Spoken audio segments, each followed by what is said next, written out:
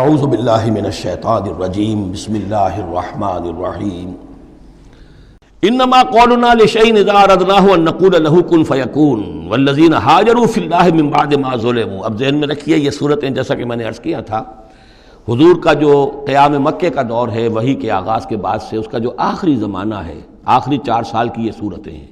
اور یہ جو صورتیں ابتدائی یہ گویا کہ بالکل آخری زمانے کی ہیں، اور اس وقت یہ ہو چکا تھا کہ اب حضور صلی اللہ علیہ وسلم کی طرف سے ہجرت کا گویا کہ مسلمانوں کو اجازت ہو گئی تھی، اگرچہ آپ کے لیے تو ذکر آئے گا اگلی صورت میں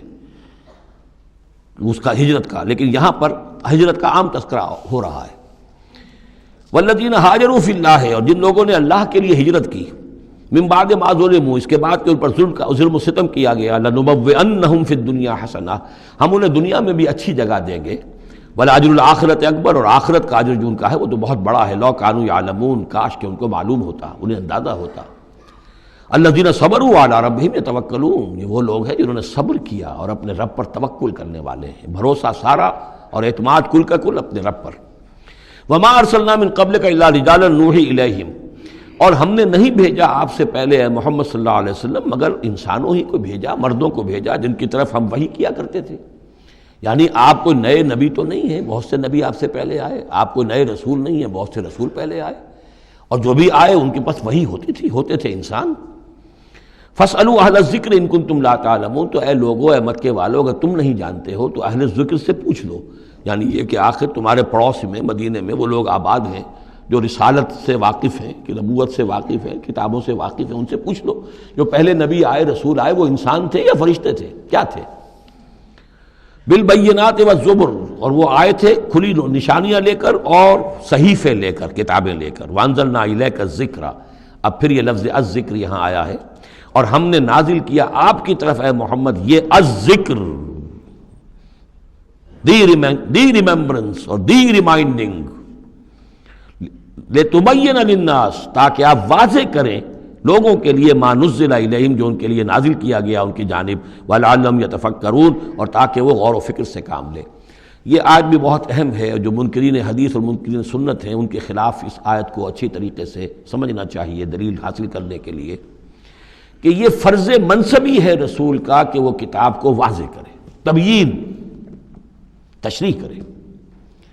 اب وہ تو منکرین سنت جو ہے وہ تو انہیں حق بھی دینے کو تیار نہیں، وہ کہتے ہیں بس کتاب ہے، اللہ کی کتاب ہے، لا کے اللہ کے رسول نے ہمیں دے دی، اب ہم جانیں اور کتاب جانیں۔ ہاں اپنے زمانے کے لیے ٹھیک ہے، انہوں نے کچھ سمجھا دیا، لیکن یہاں قرآن کہہ رہا نہیں، آپ کا فرض منصبی ہے اس کتاب کے اسرار و رموز کو سمجھانا، اس میں کوئی چیز اگر مجمل ہے اس کی تفصیل بیان کرنا، کوئی چیز اگر جو ہے مبہم ہے تو اس کی تبیین کرنا، اس کی وضاحت کرنا، یہ آپ کا فرض منصبی ہے۔ وَأَنزَلْنَا إِلَيْكَ الذِّكْرَ لِتُبَيِّنَ لِلنَّاسِ مَا نُزِّلَ إِلَيْهِمْ، جو چیز نازل کی گئی ہے ان کی جانب اس کی آپ تبیین کریں، اس کی وضاحت کریں، لعلہم یتفکرون، تاکہ وہ غور کریں۔ افامن الذین مکروا السیئات ان یخسف اللہ بہم الارض، تو کیا بالکل نچنت ہو گئے ہیں، اس سے بالکل بے خوف ہو چکے ہیں یہ لوگ کہ جو ان بری چالوں کے اندر مگن ہیں، لگے ہوئے ہیں، اور ہمارے نبی کی دعوت کا راستہ روکنے کے لیے طرح طرح کے ہتھ کنڈے استعمال کر رہے ہیں، انہیں کوئی خوف نہیں ان یخسف اللہ بہم الارض، کہ اللہ تعالیٰ انہیں زمین میں دھسا دے، اس کا کوئی اندیشہ انہیں نہیں، اور یاتیہم العذاب من حیث لا یشعرون، انہیں کوئی اس کا خوف نہیں کہ اللہ تعالیٰ کی طرف سے کوئی عذاب ان پر آ دھمکے وہاں سے کہ جہاں سے انہیں گمان تک نہ ہو، اور یاخذہم فی تقلبہم، یا ان کی چلت پھرت کے دوران ہی اللہ تعالیٰ انہیں پکڑ لے، جبکہ یہ اینٹتے پھر رہے ہوں اور بڑے عیش کے اندر ہوں اور کوئی جشن منا رہے ہوں چلت پھرت میں، اس وقت اللہ ان کو پکڑ لے، فما ہم بمعجزین، تو اس حالت میں بھی وہ عاجز کرنے والے نہیں ہیں، اللہ کو تھکا نہیں سکیں گے، اللہ کو ہرا نہیں سکیں گے۔ اور یاخذہم علی تخوف، یا یہ ہے کہ ان کو للکار کر انہیں پکڑ لے، ایک تو ہوتا ہے کہ اچانک اللہ نے آ کے پکڑا، ایک یہ کہ للکار کر، جیسے بہادری کا تو شیوا یہ ہوتا ہے کہ کسی پر حملہ کریں تو پہلے اسے خبردار کریں، للکاریں اسے، تو او یاخذہم علی تخوف، اللہ چاہے تو للکار کر اور آگاہ کر کے بھی انہیں پکڑ سکتا ہے۔ فإن ربکم لرؤوف الرحیم، اس لیے کہ آپ کا رب جو ہے وہ تو بہت رؤوف الرحیم ہے، یعنی ایسے ہی بے خبری میں لوگوں پر نہیں آتا، وہ تو رسول بھیجتا ہے اگلی صورت میں آئے گا وما كنا معذبین حتی نبعث رسولا، ہم ان قوموں پر عذاب نہیں بھیجتے رہے جب تک کہ ہم نے رسول نہیں بھیج دیے۔ رسولوں کو بھیج دیا، انہوں نے اتمام حجت کیا، حق کا حق ہونا واضح ہو گیا، باطل کا باطل ہونا واضح ہو گیا، ہر شے جو ہے دودھ کا دودھ پانی کا پانی جدا ہو گیا، پھر بھی جو لوگ اڑے رہے کفر پر اور ظلم پر اور گناہ پر، پھر ان کو ہلاک کیا گیا۔ اولم یروا الی ما خلق اللہ من شیء یتفیأ ظلالہ عن الیمین والشمائل سجدا للہ وہم داخرون، کیا یہ دیکھتے نہیں ہیں ان تمام چیزوں کو جنہیں اللہ نے پیدا کیا ہے، ان کے جو سائے ہیں وہ ڈھلتے ہیں کسی کے داہنی طرف کبھی بائیں طرف، سجدا للہ اللہ تعالیٰ کے لیے سجدہ کرتے ہوئے، وہم داخرون اور وہ بہت عاجزی کی کیفیت میں ہوتے ہیں۔ یہ اصل میں ایک جس کو کہتے ہیں کہ پکچر ہے جو کھینچی جا رہی ہے، چشم تصور سے دیکھیے، جیسے کہ اس سے پہلے بھی آ چکا ہے کہ صبح کے وقت یعنی دوپہر کے وقت تو یہ جو ہر چیز کھڑی ہے، سایہ بھی اس کا سب سے چھوٹا ہے۔ اس کے بعد جو ہے وہ سورج ڈھلنا شروع ہوا، سایہ بڑھنا شروع ہوا، جیسے کہ وہ اب رکوع میں چلا گیا اور وہ سایہ اور پھر سجدے میں پڑ گیا۔ صبح کے وقت اس سے برعکس ہو رہا ہوتا ہے جب کہ سورج طلوع ہو رہا ہوتا ہے، تو گویا کہ یہ سائے جو ہیں چیزوں کے وہ اللہ تعالیٰ کے سامنے سجدے کرتے رہتے ہیں۔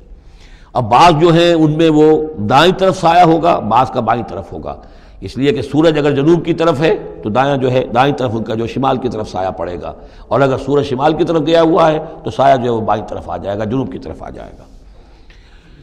وَلِلَّهِ يَسْجُدُ مَا فِي السَّمَاوَاتِ وَمَا فِي الْأَرْضِ مِن دَابَّةٍ وَالْمَلَائِكَةُ وَهُمْ لَا يَسْتَكْبِرُونَ، اور اللہ ہی کے لیے سجدہ کرتی ہیں ہر شے، ہر وہ مخلوق جو آسمانوں میں ہے اور زمین میں ہے، چاہے وہ چوپائے ہیں اور چاہے وہ فرشتے ہیں آسمان میں، وَهُمْ لَا يَسْتَكْبِرُونَ، اور وہ ہرگز تکبر سے کام نہیں لیتے۔ يَخَافُونَ رَبَّهُم مِّن فَوْقِهِمْ، وہ تو اپنے رب سے خوف زدہ رہتے ہیں، ہر وقت لرزاں ترساں رہتے ہیں اپنے اوپر سے، وَيَفْعَلُونَ مَا يُؤْمَرُونَ، اور کرتے ہیں وہی کچھ جس کا کہ انہیں حکم ہوتا ہے۔